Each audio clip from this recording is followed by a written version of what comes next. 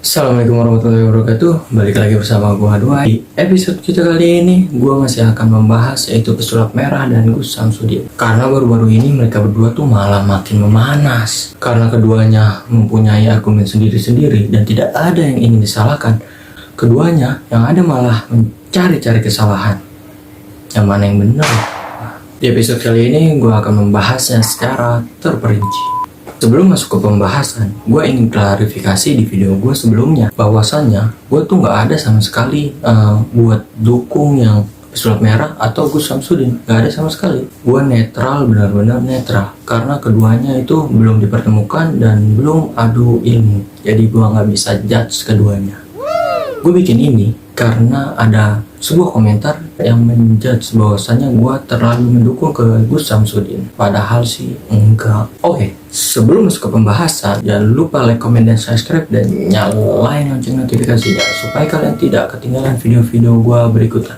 Dan apabila video ini bermanfaat, silahkan share. Marcel Radival atau yang dikenal sebagai pesulap merah, lahir 26 Agustus 1995, adalah seorang pesulap dan YouTuber Indonesia. Perseteruan ini terjadi ketika pesulap merah mendatangi praktik Gus Samsudin untuk membuktikan keahlian sang supranatural. Pesulap merah beranggapan bahwasanya Gus Samsudin itu melakukan praktik abal-abal atau penipuan.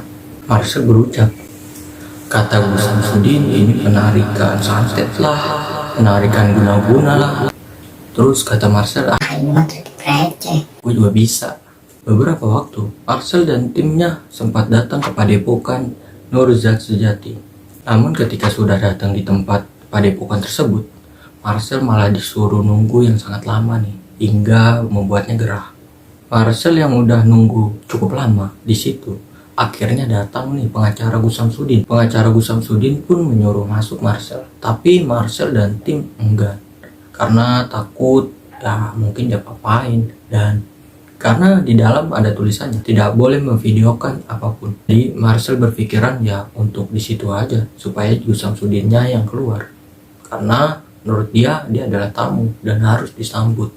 Namun menurut gua itu adalah tata cara yang salah ketika bertamu. Seharusnya Marcel ya masuk sih selayaknya tamu, karena kan dia berkunjung nih, datang jauh-jauh dari Jakarta ke padepokan, akan tetapi gara-gara perihal masuk dan tidaknya tidak jadi ketemu dan tidak pembuktian. Wah, cukup sangat sayang sekali menurut gua.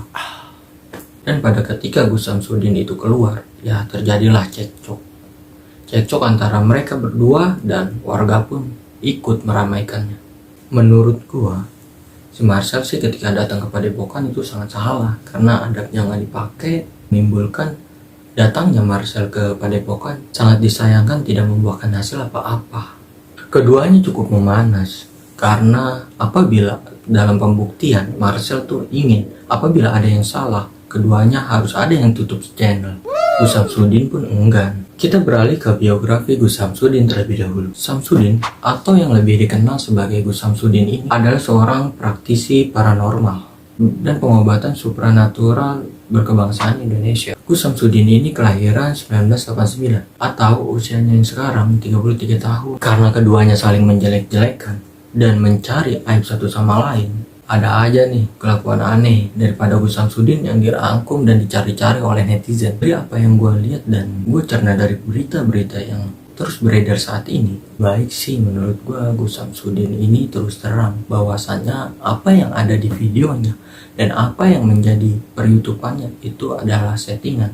Gue yakin sih Gus Samsudin juga mempunyai ilmu supranatural yang tinggi, cuman ya itu dia, Marcel kan hanya ingin Gus Samsudin itu terus terang ketika di videokan itu adalah trik dan lain sebagainya, bukan benar-benar ilmu yang nyata. Namun kali ini gue mau bahas Gus Samsudin karena baru-baru ini ada mantan kameramennya yang mengaku bahwasanya Gus Samsudin adalah melakukan trik semuanya itu, yaitu yang bernama Rizky, mantan kameramennya. Apa aja sih poin-poin yang dibilang Rizky ketika dalam pengakuan tersebut? Yang pertama, Gus Samsudin itu ngomong tapi tidak mau menjalankan. Contohnya dia nyuruh orang sholat terus sholat tapi dia tidak menjalankannya menurut Rizky. Yang kedua, Gus Samsudin ketika membaca Quran bisa, tapi tidak lancar. Aduh, kok bisa ya? Seorang Gus akan tetapi baca Qurannya tidak lancar. Yang ketiga, menurut pengakuan Rizky atau kameramennya Gus Samsudin, beliau bahwasanya tidak bisa membaca kitab. Aduh. Menurut berita yang beredar, Gus Samsudin ini tadinya orang Lampung, lalu menikah dan bekerja di pandai besi atau di pabrik besi. Tapi kok tiba-tiba bisa dipanggil Gus ya?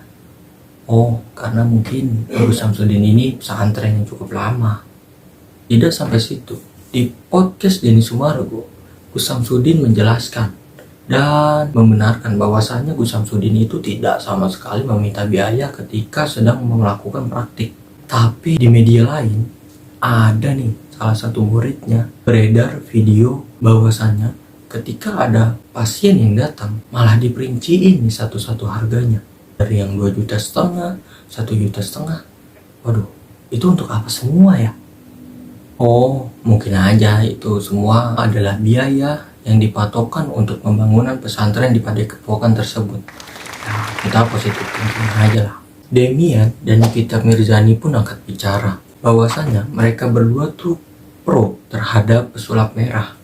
Mengapa? Ini alasannya. Menurut Demian, pesulap merah tuh benar karena dengan Gus Samsudin melakukan hal seperti itu, ada orang yang merasa dirugikan. Oleh karena itu, pesulap merah juga bersikukuh nih buat menjatuhkan Gus Samsudin karena alasannya benar dan tidak ingin ada orang yang dibohongi lagi dan seterusnya. Tidak sampai di situ aja nih, Gus Samsudin juga menyuruh murid-muridnya atau santri-santrinya untuk belajar kitab Al-Hikmah. Salah satunya yaitu kitab yang disebut-sebut oleh Gus Samsudin seringkali yaitu Mu'arif Kubro dan Al-Awfaq. Namun pendapat Buhyaya dan Ustadz Fajar bertentangan nih sama Gus Samsudin. Menurut orang-orang yang mempelajari ilmu dan kitab itu, mereka percaya bahwasannya pengarangnya adalah Imam Al-Ghazali. Namun penjelasan Buhyaya itu sangat bertentangan dengan apa yang diajarkan dan dikarang oleh Imam Al-Ghazali. Ustadz Fajar pun angkat bicara bahwasannya menyantet orang, membuat wanita tergila-gila. Itu adalah ilmu gak bener tuh. Sebenarnya masih ada sih yang pengen gue bahas lebih banyak tentang Gus Samsudin, tapi gak akan ada habisnya karena semuanya sedang menjudge beliau. Gue sih positive thinking aja ya. Allah sayang banget sih sama dia. Karena bayangin, seluruh Indonesia hampir menjudge dia.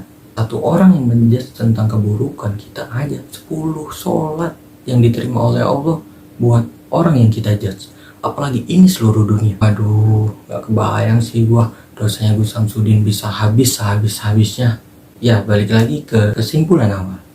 Gua gak tahu nih yang mana yang benar dan yang mana yang salah, karena dua-duanya saling menyalahkan dan dua-duanya pun saling menjelek-jelekan, saling buka aib satu sama lain. Ya semoga dengan apa yang udah diperlihatkan di media sosial, salah satunya sih ada yang harus mengalah dan harus meminta maaf. Keinginan Marcel itu simpel. Dia hanya ingin Gus Samsudin itu mengakui bahwasanya itu semua adalah trik. Dan keinginan Marcel mulia, karena tidak ingin nih ada orang yang sedang susah dikasih kesulitan malah dimanfaatkan. Ya, gue percaya sih kalau Gus Samsudin itu mempunyai ilmu-ilmu hikmah seperti itu. Namun yang menjadi persoalan ini adalah kontennya nih. Tinggal minta maaf dan bilang itu adalah trik. Apa susahnya sih? Toh kalau beneran dia emang bisa, pasiennya gak akan kabur kok. Oke, mungkin itu aja nih pembahasan dari gue tentang keduanya. Gue tetap gak bisa menyalahkan Gus Samsudin atau pesulap merah karena mereka berdua belum bertemu dan melakukan pembuktian. Balik lagi, yang benar adalah datangnya dari Allah dan yang salah adalah dari diri gue pribadi. Gue Dwi Setia undur diri. Sampai jumpa.